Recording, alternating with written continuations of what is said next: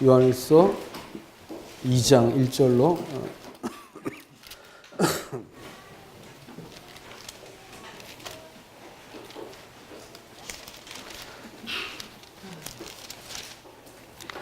요한일서 2장 1절로 6절까지 말씀을 다 같이 읽겠습니다. 요한일서 2장 1절로 6절까지 시작. 너의 자녀들아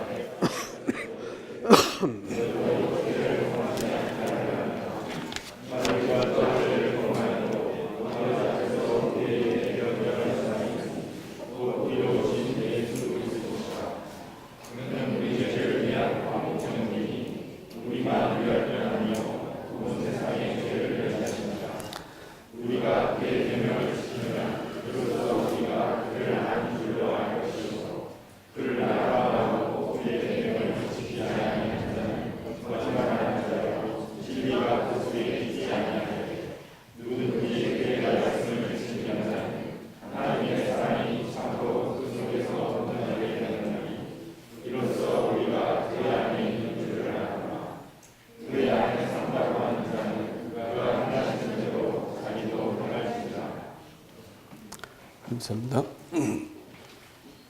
성경에서 이 요한일서가 쓰여진 목적이 세 가지가 나오는데 요한일서 1장 6절에서는 내가 이것을 너희에게 쓴 것은 너희에게 기쁨이 있게 하기 위해서다. 또 2장에서도 내가 이것을 쓴 것은 너희로 하여금 범죄하지 않게 하기 위해서다. 이렇게 말했고 요한일서 5장에서는 다시 너희에게 영생이 있음을 알게 하기 위함이라 이렇게 목적이 이렇게 기록된 목적이 나와 있습니다.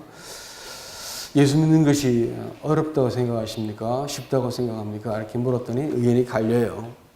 다시 이제 물었습니다. 성경에서 말하는 신앙생활을 하는 것이 어렵다고 생각하십니까? 불가능하다고 생각하십니까? 이렇게 물었더니 사람들이 이제 대답을 주저합니다. 제가 이제 말씀드리겠습니다. 성경에서 말하는 신앙생활은 하는 것은 불가능합니다. 이렇게 했어요. 성경에서 요구하고 있는 신앙의 수준, 그것을 성도라는 사람들이, 일반 사람들이 그것을 하는 그것은 불가능합니다. 어려운 것이 아니고 불가능합니다. 이렇게 했습니다.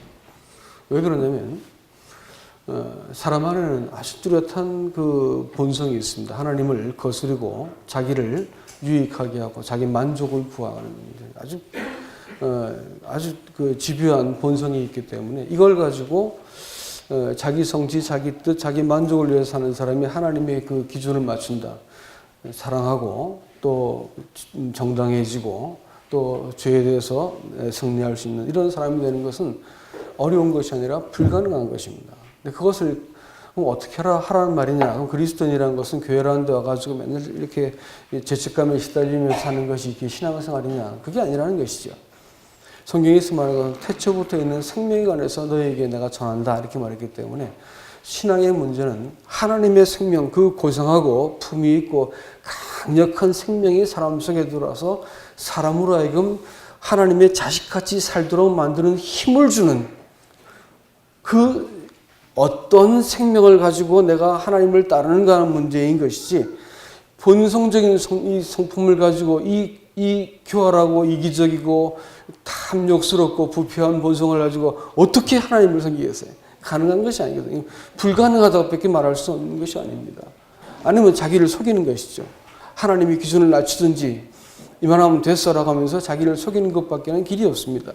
그런데 성경이 말하는 신앙은 그런 게 아니고 사람 안에 하나님의 생명이 들어와서 이번에 이제 우리 어떤 형제님이 자식을 결혼시키면서 자식한테 마음이 이렇게 쏟아진 걸 보면서 하나님 마음이 이렇다고 생각했다는 것입니다. 그래요. 하나님은 사람에 대해서 오죽하면 아까 우리 음영제 나와서 그런 얘기했죠. 하나님의 모든 자비하심으로 너희를 권하노니 너희 몸을 하나님의 사랑의 산지에서 드리라 이렇게 이제 표현했는데 그 말씀에 탁 하고 제가 또 들어오는 게 뭐냐면 하나님의 자비하심으로 너희를 권하노니라는 말이었습니다. 여러분 하나님이 인생을 제 힘으로 제 것으로 여기고 인생을 마장바둥하고 선정으로 살고 있는 우리에게 자비하심으로 긍휼히 여기심으로 불쌍한 여기 그러지 말고 네 몸을 나한테 드려봐. 네 인생을 내 것으로 나와 함께 같이 합쳐서 한번 살아보자.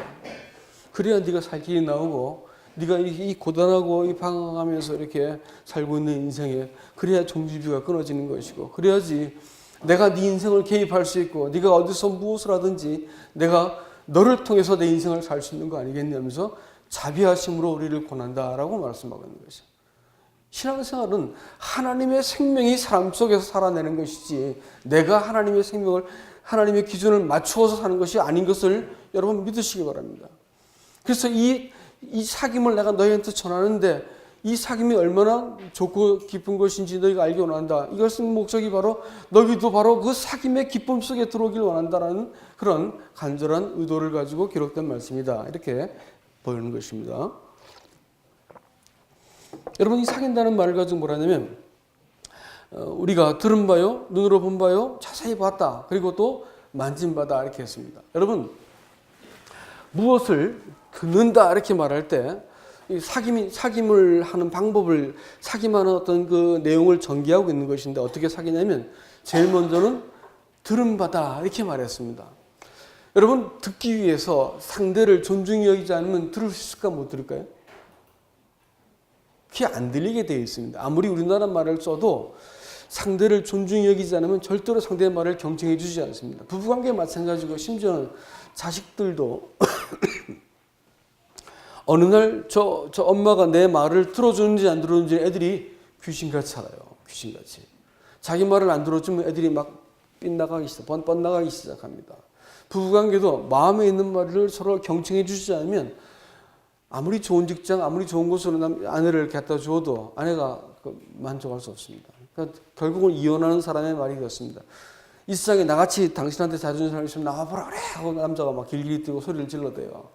근데 여자가 하는 얘기가 당신은 아직까지 내 말을 이해 못했습니다. 이렇게 말하는 거예요. 그러니까 자기가 생각할 때 좋은 걸 해주는 것이지 아내가 뭘 원하는지는 아직까지 모르는 거예요. 아내는 대화를 바라고 정당한 관계를 요구하는 것이고 내가 당신한테 그대로 받아들여지길 원하는데 그게 안 되는 거예요. 이런 거 해주면 저 여자가 날 좋아해 줘야 된다는 거야. 이런 일방적이고 폭력적인 관계를 이 여자가 견디지 못하고 이혼해버렸습니다. 하나님과의 관계에서도 마찬가지예요. 우리가 하나님의 말씀에 귀를 기울이기 시작할 때부터 신앙생활이 제정신이 돌아오는 거예요. 철이 드는 거예요. 안 그러면 이렇게 하면 하나님 좋아하겠지 하고 섬기는 이 철없는 행동을 신앙이라고 믿고 평생 또 섬겨야 돼요. 하나님 이런 분이라고 생각해서 하나님을 고정시켜버리는 거예요. 그럼 관계가 깨지는 거예요. 아니에요. 우리의 모든 삶 가운데 그분께서는 답이 되시는 분입니다. 충분히 이 땅을 살아갈 수 있는 모든 근거가 그분 안에 있어요. 그분을 신뢰하면서 그분이 하시는 말씀에 귀를 기울이기 시작할 때 하나님이 우리 인생을 변화시키고 사귐이 시작되는 겁니다. 하나님도 우리의 하는 그 탄식까지도 하나님은 귀를 기울이시는 분이십니다. 어떤 때는 내가 어떤 필요가 있어가지고 말씀을 드리기 전에 벌써 이렇게 하나님 뭘 해주신 걸 보면서 하나님 이렇게 나한테 섬세하게 내 마음속에는 탄식까지 들으시는구나 걸 알게 되어집니다. 하나님 그런 분이세요. 사귐의 가장 기본은 뭐냐면 들음입니다. 상대에 대해서 내가 들어주는 것이죠. 어떤 관계도 상대에 대해서 경청해 주지 않으면 부부관계, 살을 섞고 사는 사람일지라도 그 관계가 깨지고 말아요. 들어줘야 되는 것입니다. 근데 눈으로 보고 만졌다 했습니다. 경험되는 부분이죠.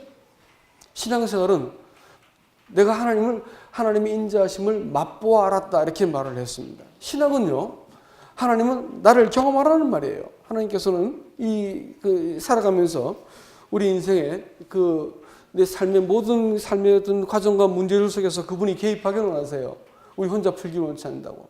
개입하셔가지고 그분의 어떠하심을 경험하는 모든 기회가 되는 게 삶의 문제는 하나님을 경험하는 기회고 시험과 도전은 하나님께서 어떻게 나타날 수 있는가를 볼 수 있는 어떤 기회로 주어진 것이라는 것을 믿으셔야 됩니다. 그것을 난관이라 보고 이거 어떻게 풀지 이렇게 하지 마시고 그때가 하나님을 경험할 때라는 것을 기억하시기 바랍니다. 오늘 이 2장 본문은 다시 우리에게 말하기를 성경이 쓰여진 이 요한일서가 쓰여진 두 번째 목적이 너희로 하여금 죄를 범하지 않게 하려 합니다. 이렇게 얘기합니다. 왜냐하면 정죄를 받을 것 같으면 그리스도인들은 아무것도 할 수 없어요. 법정에서 정죄를 받았습니다. 그래서 판사가 징역 5년 혹은 10년 했습니다. 제일 먼저 예수님 어떻게 하는지 아세요? 그 감옥에 가면 제일 먼저 뭐 하시는 줄 아시냐고요? 옷을 갈아입습니다. 죄수복으로 옷을 갈아입고 자기가 입던 옷을 뺏기게 되어 있습니다. 두 번째는 1인이 뺏겨요. 죄수번호 몇 번 이렇게 부르지 절대 이름을 불러주지 않습니다. 과목 내내 절대 이름을 안 불러줘요. 그 사람이 이 존재, 자존감 이것을 확실하게 무시하죠. 그래서 알몸으로 정말 들어간 이제 학문까지 다 여러 가지 조사해가지고 몸에 아무것도 없는 것을 해가지고 홀딱 벗겨버리고 그 다음에 옷을 새로운 걸 입히고 이름을 없애버리고 죄수번호를 붙여버려요. 자유를 박탈해버립니다. 목각인만을 감금시켜버리고 그 다음에 그 자기 권리, 그 안에는 권리가 있을 수가 없어. 권리, 자유 이 모든 것을 뺏어가고 또 자기가 알고 있는 모든 관계로부터 관계를 깨트려가지고 격리시켜버리는 그런 관계를 이렇게 격리시키는 것이 바로 이 감옥에서 하는 일입니다. 여러분, 죄책감이라고 말하는 것은 그리스도인이 만일 이런 정죄는 없지만 정죄감을 가질 수가 있습니다. 바른 진리 안에 서 있지 않으면 정죄감에 시달려가지고 그리스도인의 삶이 아주 뒤죽박죽이 되어지고 완전히 그야말로 형편없는 개밥그릇 같이 된단 말이에요. 그러니까 정죄받지 않게 하기 위해서 하나님께서는 우리에게 두 가지를 지금 본문이 말해주고 있습니다. 혹시 너희가 죄를 범한다 할지라도 하늘에 우리의 대언자가 계시다 이렇게 말합니다. 대언자라는 말이 성경에서 두 번 쓰이는데 하나는 이 본문에서 하늘에 계신 우리 하나님 예수 그리스도를 얘기하고 있고 또 하나는 우리에게 보내진 대언자가 있는데 이름이 파라클레이토스라 불려지는 성령을 말합니다. 둘 다 대언자라는 단어가 파라클레이토스입니다. 우리와 함께 있기 위해서 보내주신 변호사 이런 뜻이 되겠습니다. 함께 있게 하기 위해서 함께 부름을 받은 변호사 이렇게 되겠습니다. 그러니까 하늘에서는 우리 주님께서 그 참 성소에서 우리를 위해서 지금 대언하고 계시고 우리를 계속해서 그 당신이 의롭다고 선언하시고 피 흘려가지고 의롭다고 하신 것을 계속해서 보증하시면서 우리를 위해서 기도하고 계신 분이시고 우리 안에 찾아오신 그 중보자 파라클레이토스 성령께서는 지금 우리의 모든 삶 속에서 우리가 본성적으로 욕망을 따라서 본성적으로 우리의 생각을 따라서 본성적으로 우리의 이기심을 따라 살고 있는 우리가 잘못 선택하고 그릇된 길을 딱 밟았을 때 우리 마음속에서 경계를 일으켜 주시고 양심의 부담을 주시고 또 하나님에 대해서 새로운 소원을 일으키게 만드는 마음속에 새로운 삶의 동력이요 삶의 지표요 또 삶을 인도해 가시는 분으로 우리한테 계시는 파라클레이토스 대언자가 계십니다. 하늘과 우리 가슴 안에 그 대언자가 계셔가지고 우리로 하여금 이 땅을 어떻게 살아야 될지를 이렇게 분명히 보여주십니다.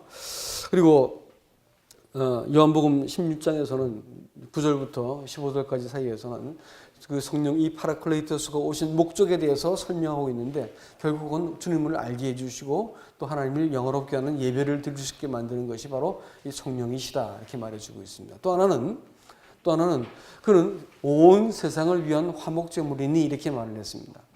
그것은 뭐냐면 하나님의 피조물의 죄값을 위해서 하나님의 생명값이 지불되었기 때문에 모든 세상의 죄를 위해서 예수님께서 십자가에 죽었다. 충분하게 죄값이 지불되었기 때문에 아무도 정죄받지 않을 수 있을 만큼 충분한 죄값이 지불되었다라는 말입니다. 이렇게 말하니까 어떤 사람들은 그럼 뭐 지옥 갈 일 없겠네. 사람들이 다 뭐 죄값 지불했으면 지옥 갈 일 뭐가 있어 이렇게 말하는데 요한복음 16장 9절은 뭐라고 말하냐면 저희가 나를 믿지 않음으로 이제는 죄가 된다. 이렇게. 이제 주님께서 떠나시면서 저희가 나를 믿지 않기 때문에 죄가 된다. 이미 모든 것을 다 해놓고 사람에게 이 하나님께서 자기의 아들을 십자가에 죽게 하시면서 이 사람이 살 길, 참 생명으로 돌아설 길을 만들어 주셨는데 정죄받지 않을 길을 만들어 줬는데 그 구원의 길을 그가 받아들이지 않았기 때문에 그가 심판을 받게 된다. 성경은 아주 명백하게 말하고 있습니다. 다만 이것을 기록한 목적이 뭐냐면 충분하다 얘들아. 이게 충분하다. 이게. 네 인생길에 네가 얼마큼 넘어질지 네가 얼마큼 그야말로 부패하고 비천하고 비열한 인간인지 나 충분히 안다. 충분히 안다. 그렇기 때문에 네가 스스로 너 자신을 이렇게 정죄하지 말아라. 이게. 충분히 알기 때문에 그럼에도 불구하고 내가 너를 위해서 죄값을 지불해야 했고 그럼에도 불구하고 내가 너를 사랑한다는 것을 보여주시기 위해서 온 세상을 위한 화목제물이라는 것을 강조해서 말하고 있습니다. 그리스도인들은 어떤 상황에 있어서도 정죄받지 않아야 되는 거예요. 넘어지고 자기가 생각해도 내가 너무 추하고 구질구질해서 내가 하나님 앞에 나가고 싶은 그 마음조차 없을 때, 면목도 없을 때가 있습니다. 그러나 여러분 속지 않길 바랍니다. 자존심은 변형된 죄성입니다. 열등감도 변형된 우월의식이에요. 자기 연민, 그거 분명히 죄입니다. 성경은 그런 거 매이지 말라는 거예요. 어떤 상황에서 내가 나를 바라봐도 구질구질해서 하나님께 나가고 싶은 마음조차 안 들 때조차도 하나님은 뭐라냐면 그거 내가 다 알고 있다는 거예요. 네가 내 생명 따라 살지 않았을 때 네가 어떤 인간이 될 수 있는지 내가 잘 안다. 왜냐하면 네 배후에 있는 것이 사단이기 때문에 네가 생각한 것보다 더 끔찍하고 더 참혹하고 더 비열한 상태까지 떨어질 수 있는 것을 내가 잘 안다는 거예요. 다만 그 자리에서 네가 어떤 태도를 취할지는 내가 너한테 지금 권하니까 온 세상을 위한 충분한 화목제물이 되었기 때문에 네가 지금 그 자리에서 나를 돌아서는 것을 나는 널 기뻐한다는 거예요. 용서해 줄게. 괜찮아. 다음에 잘해. 이런 말이 아니고 네가 그 자리에서 돌아서는 것을 내가 기뻐한다. 여호와께서 구하는 것은 상한 심령이라 했으니까 어떤 자리에 있든지 어떤 인생에 내가 몇 번을 넘어지고 내가 생각해도 내가 나를 용서할 수 없을 만큼 그런 상황이 된다 할지라도 그 자리에서 돌아서는 것을 내가 기뻐한다. 기뻐한다는 표현이 하나님께서 기쁨을 이기지 못한다는 표현이에요. 이 땅에서 우리가 하나님의 사람, 하나님의 생명으로 살 것인지 내 이 초라하고 독립적이고 되바라지고 하나님과 분리된 채 내 인생을 버티고 살아야 되는 이 사람으로 살 것인지를 우리는 끊임없이 이 땅을 살면서 결정해야 되는 것이에요. 하나님은 우리가 어떤 일을 했는지 어떻게 네가 믿음을 잘 지키고 살았는지 이런 데서 별 관심이 없습니다. 얼만큼 하나님을 섬겼는지 관심이 별로 없어요. 맨 마지막에 우리에게 하나님께서 물으실 것은 딱 한 가지밖에 없습니다. 그걸 이 얘기는 그 나라에 가서도 얘기해줬더니 사람들이 끝나고 나서 질문을 많이 하더라고요. 하나님이 우리를 심판하시는 기준은 딱 한 가지입니다. 네가 어떤 사람으로 살았니? 라는 거예요. 네가 어떤 사람으로 살았니? 네가 하나님 자식으로 살았느냐? 내 앞에 있는 그 세 사람으로 살았느냐? 이것은 꼭 물어보셔야 해요. 내가 독립된 자리에서 하나님 앞에서 내가 뭘 이것도 잘하고 저것도 잘하고 이것도 지키고 이런 얘기들은 나중에 우리를 그때는 초기같이 우리에게 떨어져 나가버릴 것이고 우리를 붙드는 힘이 못 되고 우리를 구원할 근거가 안 될 것입니다. 다만 내가 이 땅에서 평생 딩딩거리고 살고 내가 이렇게 못난 이처럼 살았지만 그러나 그때마다 주님을 의지하고 붙들었더니 하나님께서 나로 하여금 죄를 미워하게 만들었고 나로 하여금 하나님을 조금 사랑하게 만들었다면 그건 하나님 사람들이야. 하나님 자식인 거예요. 내가 내 힘으로 내 인생을 개척하고 살아가는 것이 아니고 내 인생을 하나님께 맡겨드리고 당신 안에 내 모든 복지가 있고 당신 안에 내 인생의 소망이 있고 내 이 땅을 살아갈 수 있는 모든 그 희망이 당신 안에 있습니다 하고 내 인생을 그분께 딱 맡겨드리기 시작할 때 하나님께서 내 인생을 통해서 하나님의 일들을 하셨는지를 그걸 보는 거예요. 네가 어디서 왔니? 내가 너 누군지 모르겠다 이렇게 말씀했기 때문에 성경이 지금 우리에게 요구하신 거 뭐냐면 내가 지금 새 사람으로 하나님의 사람으로 살았는지를 그걸 묻는 것입니다. 죄 안 짓고 끄떡없는 사람들 말고 죄 짓고 못난 짓을 반복했지만 그럼에도 불구하고 하나님의 아들로서 내가 잘못된 것을 잘못되었습니다라고 말하고 또 내가 그 못난 것으로 내가 나 자신을 고백하고 아들로 하나님의 신실하심과 그분의 약속을 근거해서 내 자신을 하나님께 보내드리는 이 고백을 하고 이 정체성으로 인생을 살아가는 사람들에 대해서 하나님께서 그날에 기쁘게 나를 영접하실 것을 믿으셔야 됩니다. 새 사람으로 우리가 인생을 살고 그 얼굴색이 다르고 말도 틀리고 모든 게 다 다른 사람들이었지만 하나님을 그와 같이 섬기는 사람들을 보니까 어쩌면 그렇게 똑같은지도 모르겠어요. 어쩌면 그렇게 동질감 느껴지고 돌아왔는데 껴안아주고 왔는데 여전히 마음속에 남아있고 저 사람 어떻게 내가 좀 도와줄까 이런 마음이 자꾸 들어지게 되죠. 그러니까 우리가 결국은 내가 지금 하나님의 사람인가 내가 그에게 속한 바로 하나님 자식 맞는가 라는 것을 물어보시고 이 관계 속에서 우리는 서로 사랑하고 교제를 계속해야 된다는 것을 생각하게 됩니다. 이상입니다.